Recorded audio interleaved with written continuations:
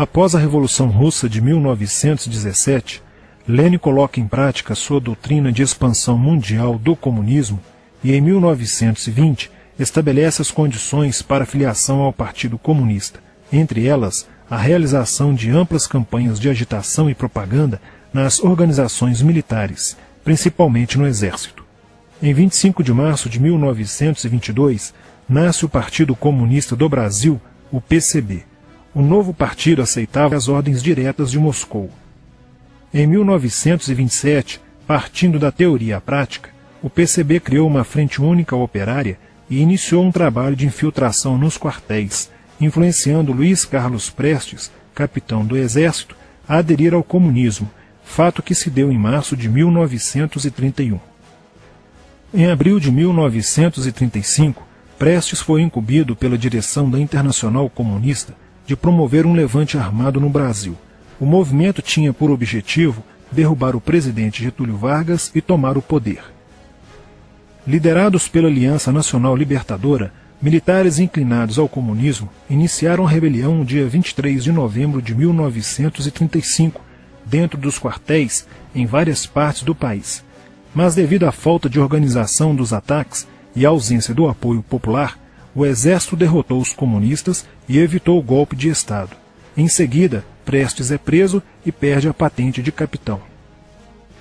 Com o advento da Segunda Guerra Mundial e a invasão da Rússia pelos nazistas, a política exterior soviética muda e Stalin tenta ganhar o apoio das democracias ocidentais.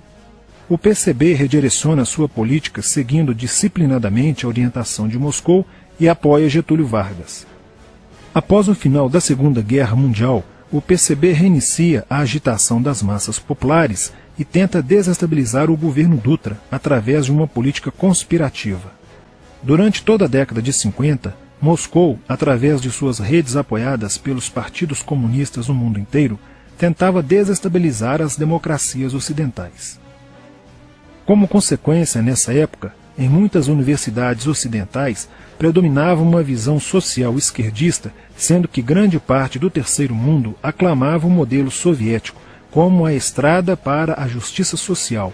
Muitos intelectuais se declaravam marxistas. Assim, a conjuntura era altamente favorável ao comunismo, o que provocou sua expansão dramática até o final da década de 50, com a vitória da Revolução Cubana. Isso fez o PCB defender com mais intensidade a luta armada como a única solução viável e progressista dos problemas brasileiros. A União Soviética, destinada a aumentar o seu campo de influência no continente americano, despertou interesse pelo Brasil, um país de dimensões imensas, fronteiriço com quase todos os países da América do Sul, país estratégico no cenário mundial que poderia pender o fiel da balança para o lado comunista. Nos primeiros anos da década de 60, o Brasil passou a viver período de crescente instabilidade política, militar e institucional. Em 1961, Luiz Carlos Prestes encontrou-se com Nikita Khrushchev em Moscou para planejar a Revolução Agrária no Brasil. Neste mesmo ano, no governo de Jânio Quadros, o Partido Comunista Brasileiro enviou a Cuba, com apoio de Fidel Castro, dezenas de brasileiros para o treinamento político-militar, visando a preparação de quadros revolucionários para desencadear ações de guerrilha rural e urbana no Brasil. Os chineses também colaboraram para a tentativa de implantação do comunismo no Brasil, recebendo na Academia Militar de Pequim, em 1962, um primeiro contingente de brasileiros, visando a formação de quadros guerrilheiros para o movimento que viria a ser implantado na região do Araguaia. No Nordeste do Brasil, Francisco Julião organizava as ligas camponesas, com militantes treinados em Cuba. O apoio cubano concretizou-se no fornecimento de armas e dinheiro, além da compra de fazendas em Goiás, Acre, Bahia e Pernambuco, para funcionar como campos de treinamento. No dia 4 de dezembro de 1962, o jornal O Estado de São Paulo noticiou a descoberta e o desbaratamento de um campo de treinamento de guerrilha no estado de Goiás, em uma das 3 fazendas pertencentes às ligas camponesas. Enquanto isso, Goulart governava o país de uma forma pendular. Ora pendia para o lado dos comunistas, ora para o lado dos conservadores. Em setembro de 1963, tudo indicava que o país caminhava para uma revolução de esquerda, principalmente com João Goulart apoiando a sindicalização de sargentos, promovendo a quebra da hierarquia e da disciplina nas Forças Armadas. Em 4 de outubro de 1963, Goulart solicita o estado de sítio ao Congresso Nacional, pelo prazo de 30 dias. A manobra foi repelida pelo Congresso e João Goulart passou a conduzir ações no sentido de implementar o projeto golpista que desaguaria em um regime totalitário de esquerda. Insuflado e orientado por seu cunhado Leonel Brizola, pregava a necessidade de reformas de base e a implantação de uma república sindicalista. Controlando o aparelho sindical, o governo promovia o grevismo, a anarquia e o caos. O país passou a viver dias de intranquilidade, estagnação econômica e inflação descontrolada. Em meio à crescente radicalização do ambiente político, Leonel Brizola era a liderança que unificou as esquerdas na frente de mobilização popular, criando o grupo dos 11 companheiros para tomar o poder pela luta armada. Segundo Brizola, o grupo dos 11 seria a vanguarda avançada do movimento revolucionário, a exemplo da Guarda Vermelha da Revolução Socialista de 1917 na União Soviética. Alheio às críticas que lhe endereçavam militares e oposição civil, João Goulart e o PCB mantinham entendimentos constantes. No dia 13 de março de 1964, um comício realizado na Praça Central do Brasil, no Rio de Janeiro, ficou conhecido como a Comissão das Reformas. Mais de 100 mil pessoas participaram, pedindo a legalização do PCB e a entrega de armas ao povo para a luta armada. No palanque estavam João Goulart, Miguel Arraes e Leonel Brizola.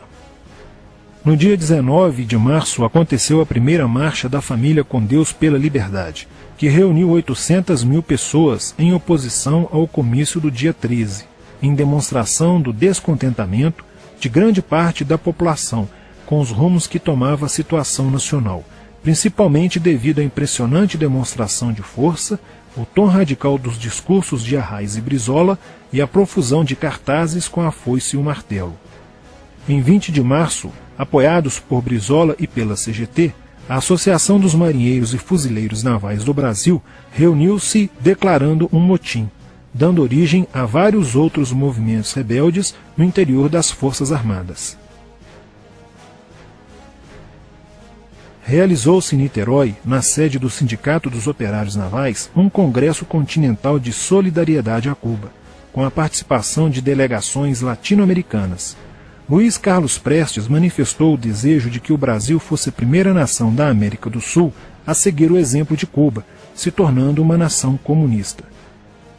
Na véspera de 30 de março de 1964, João Goulart, ignorando o pedido de assessores e do seu líder na Câmara, Tancredo Neves, compareceu à sede do Automóvel Clube para uma homenagem da Associação dos Sargentos da Polícia Militar. No seu discurso, Goulart defendeu a mudança na Constituição para que pudesse concorrer às eleições presidenciais de 1965, desagradando a Carlos Lacerda, Magalhães Pinto e Juscelino Kubitschek, pré-candidatos à presidência da República. O golpe da esquerda já estava preparado para 1º de maio de 1964, caso o Congresso Nacional não aprovasse as mudanças. A imprensa brasileira, bem como importantes setores da Igreja Católica, do meio empresarial e a maior parte do Congresso Nacional, exigiam ações das Forças Armadas para conterem os comunistas no Brasil. Ao final de março, jornais como o Globo, Jornal do Brasil, Correio da Manhã e Diário de Notícias pregaram abertamente a deposição do presidente João Goulart. Nos bastidores dos acontecimentos, os serviços secretos dos Estados Unidos e da União Soviética trabalhavam intensamente, tentando cada um fazer a balança pender para o seu lado, não medindo esforços para levarem o Brasil a uma guerra civil. O general Olímpio Mourão Filho resolveu partir com suas tropas, sediadas no estado de Minas Gerais, para o Rio de Janeiro.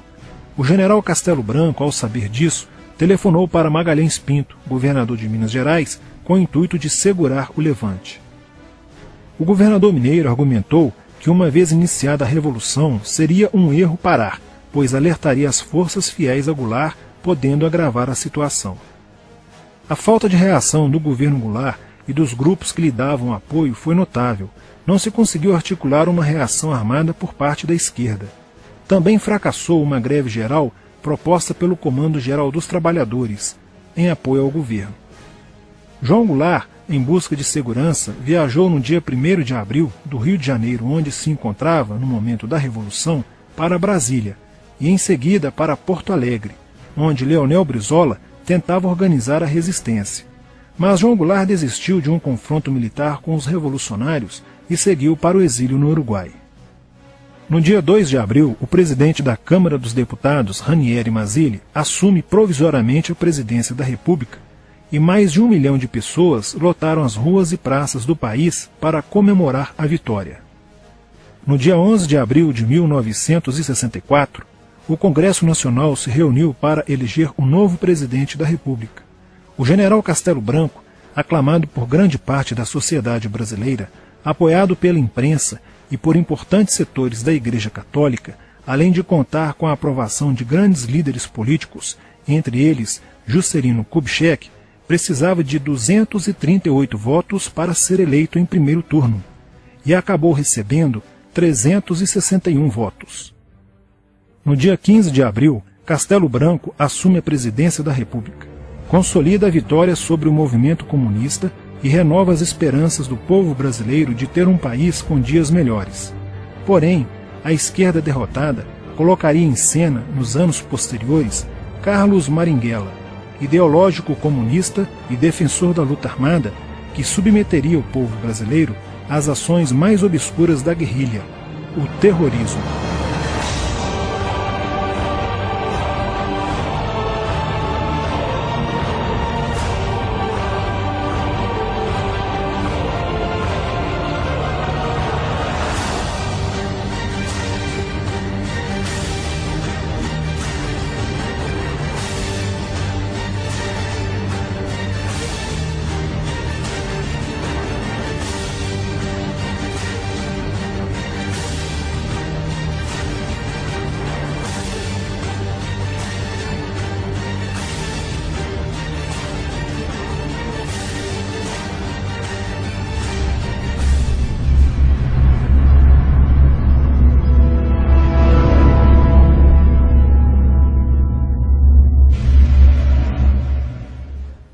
Em 1959, quando Fidel Castro anunciou ao mundo que sua revolução era comunista, passou a ser apoiado por Moscou.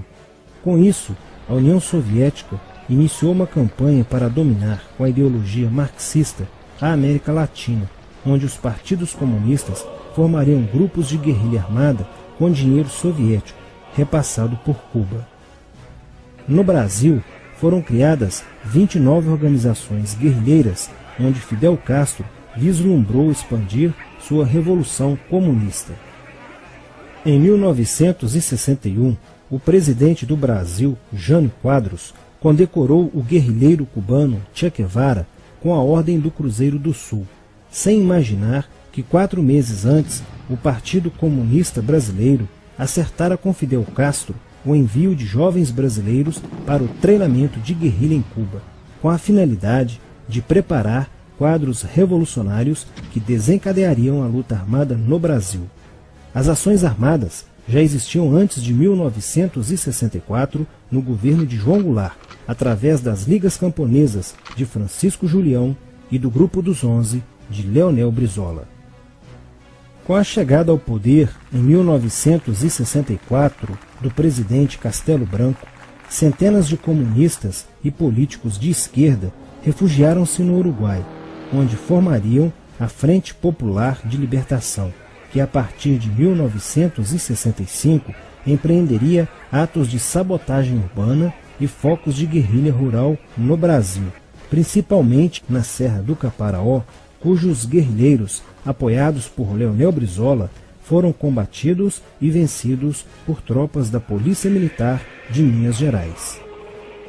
Em 1966, a esquerda brasileira, decidida a tomar o poder à força e em curto prazo, passou a adotar táticas terroristas como as que foram usadas pelo grupo guerrilheiro Ação Popular, que ao explodir uma bomba no saguão do Aeroporto Internacional de Guararapes, em Recife, matou o jornalista Edson Regis de Carvalho e o almirante Nelson Gomes Fernandes, A influência da Revolução Cubana passou a servir de modelo para muitos revolucionários como Carlos Marighella, do PCB, que em 1967 viajou a Cuba e participou de um evento sobre a propagação da luta armada no território brasileiro.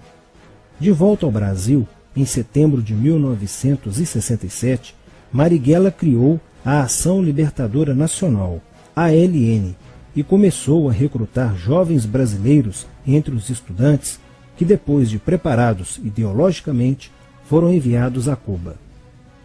Em 1968, com a chegada ao Brasil do primeiro contingente da ALN de guerrilheiros formados em Cuba, entrou em cena Carlos Lamarca, capitão do Exército e militante da Vanguarda Popular Revolucionária, VPR, que se uniu a Marighella e em janeiro de 1969 explodiu 50 quilos de dinamite no QG do 2º Exército, matando na explosão o soldado do Exército Mário Cosel Filho e ferindo 6 militares. E ainda, na cidade de São Paulo, os guerrilheiros avançaram com um veículo roubado e abordaram o capitão Chandler, do Exército dos Estados Unidos, que se encontrava no interior de um automóvel quando saía de sua residência. Chandler foi morto por uma rajada de metralhadora em frente da esposa e do filho de 9 anos. O Comando de Libertação Nacional, Colina, criado em Belo Horizonte no ano de 1968, executou na capital mineira vários assaltos a agências bancárias e atentados à bomba. Os guerrilheiros se reuniam durante as sessões de cinema no Cine Caiaca, localizado na área central de Belo Horizonte, para planejarem as ações de terror e guerrilha. A situação estava ficando caótica no país. Os guerrilheiros praticavam atentados à bomba nas grandes cidades, matando e ferindo vários inocentes, aumentando a insegurança e o medo da população, que passou a exigir ações imediatas do governo brasileiro para acabar com a violência praticada pela guerrilha. Atendendo ao clamor público para combater o terrorismo e a guerrilha com mais rigor, o presidente Costa e Silva editou o Ato Institucional número 5, AI-5, que previa o exílio e punições mais severas aos autores de atos de guerrilha terrorista praticados contra a população brasileira. Em desafio à nova medida do governo de proteção à sociedade, Carlos Marighella, em 1969, lançou o seu mini-manual do guerrilheiro urbano. Neste mesmo ano, só no Rio de Janeiro, a ALN, para aumentar os seus recursos financeiros, praticou 30 assaltos, sendo a maioria deles contra as agências bancárias. E ainda, em 1969, a ALN, juntamente com o movimento revolucionário 8 de outubro, o MR8, sequestrou o embaixador dos Estados Unidos, Charles Burke. O sequestro foi sugerido pelo guerrilheiro Franklin Martins.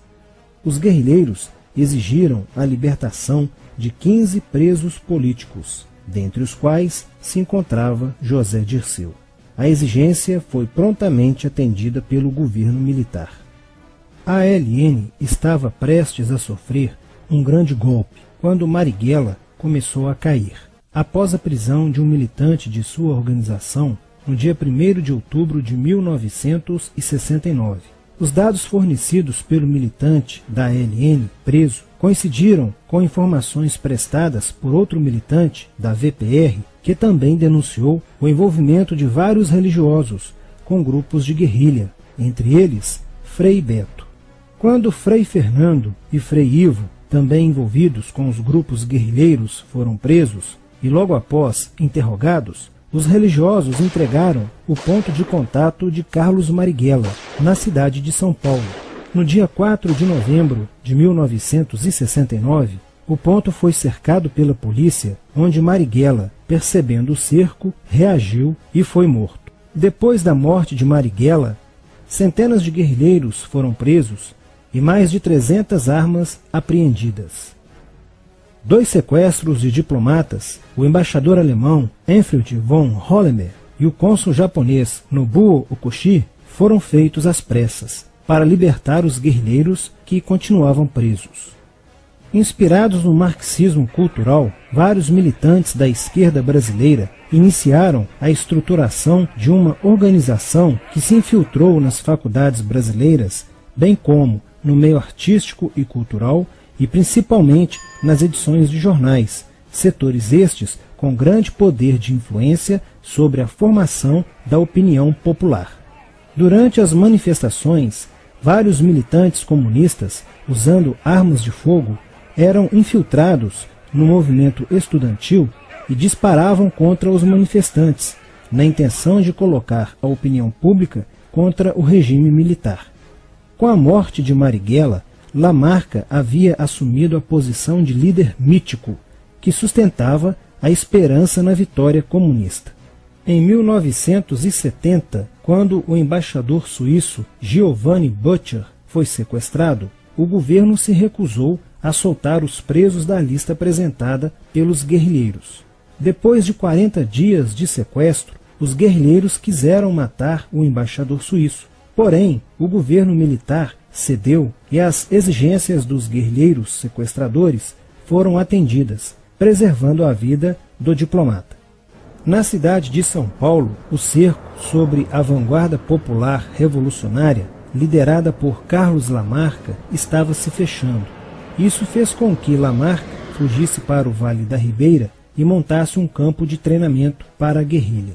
Na tentativa de descobrir este campo, tropas da Polícia Militar do estado de São Paulo foram deslocadas para a região. No dia 8 de maio de 1970, um pelotão comandado pelo tenente da Polícia Militar, Alberto Mendes Júnior, foi emboscado e rendido por guerrilheiros da VPR. O tenente Mendes foi feito refém e obrigado a seguir com os guerrilheiros na direção de Sete Barras. Depois de um dia e meio andando pela mata, Lamarca formou um tribunal revolucionário e decidiu matar o tenente Mendes, que teve o crânio esmagado por coronhadas de fuzil desferidas pelos guerrilheiros Diógenes e Fujimori. Apesar do cerco, Lamarca conseguiu escapar e em 1971 chegou ao sertão da Bahia.